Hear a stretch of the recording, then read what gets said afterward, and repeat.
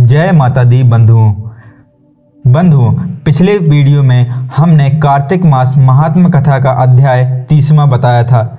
इस वीडियो में हम आपको कार्तिक मास महात्म कथा अध्याय 31वां बताने जा रहे हैं। तो बंधुओं, अगर अभी तक आपने इस चैनल को सब्सक्राइब नहीं किया तो सब्सक्राइब जरूर करें और घंटी वाले बटन को अवश्य दबाएं। साथ ही कमेंट में जय माता दी जरूर लिखें। कार्तिक मास महात्म का यह 31वां अध्याय बतलाया भगवान ने प्रभु स्मरण का सरल उपाय। भगवान श्री कृष्ण ने कहा, पूर्व काल में अवंतीपुरी में धनेश्वर नामक एक ब्राह्मण रहता था। वह रस, चमड़ा और कंबल आदि का व्यापार करता था। वह वेश्यागामी और मद्यपान आदि बुरे कर्मों से भी लिप्त था। क्योंकि वह दिन रात पाप में रत रहता था, इसलिए वह व्यापार करने नगर नगर घूमता था। एक दिन वह क्रय विक्रय के कार्य से घूमता हुआ महितमिषीपुरी में जा पहुंचा, जो राजा महिष ने बसाई थी। वहां पाप नाशिनी नर्मदा सदैव शोभा पाती है। उस नदी के किनारे कार्तिक का व्रत करने वाले बहुत से मनुष्य अनेक गांव से स्नान करने के लिए आए थे। धनेश्वर ने उन सबको देखा और अपना सामान बेचता हुआ वह भी 1 मास तक वहीं रहा। वह अपने माल को बेचता हुआ नर्मदा नदी के तट पर घूमता हुआ स्नान, जप और देवोच्चरण में लगे हुए ब्राह्मणों को देखता और वैष्णवों के मुख से भगवान विष्णु के नमों का कीर्तन सुनता था। वह वहां रहकर उनको स्पर्श करता रहा, उनसे बातचीत करता रहा। वह कार्तिक के व्रत का उद्यापन विधि तथा जागरण भी देखता रहा। उसने पूर्णिमा के व्रत को भी देखा। व्रती ब्राह्मणों तथा गौओं को भोजन करा रहे हैं, उनको दक्षिणा आदि भी दे रहे हैं। उसने नित्य प्रति भगवान शंकर की प्रशंसा के लिए होती दीपमाला भी देखी। त्रिपुर नामक राक्षस ने तीनों पुरों को भगवान शिव ने इसी तिथि को जलाया था। इसलिए शिव जी के भक्त इस तिथि को दीपोत्सव मानते हैं। जो मनुष्य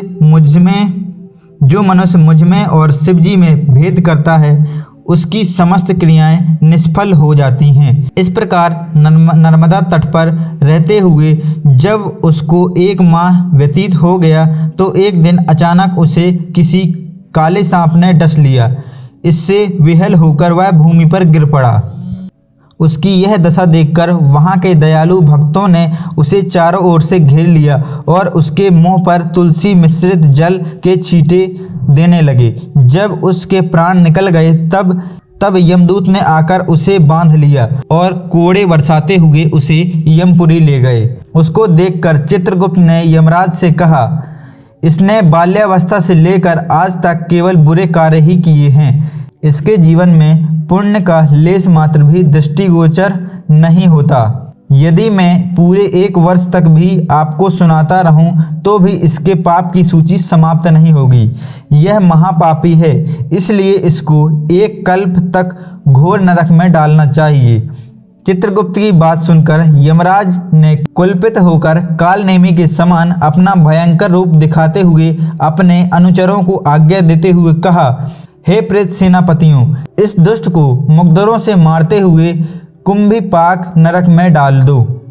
सेनापतियों ने मुकद्दरों से उसका सिर फोड़ते हुए कुंभीपाक नरक में ले जाकर खौलते हुए तेल के कड़ाहे में डाल दिया।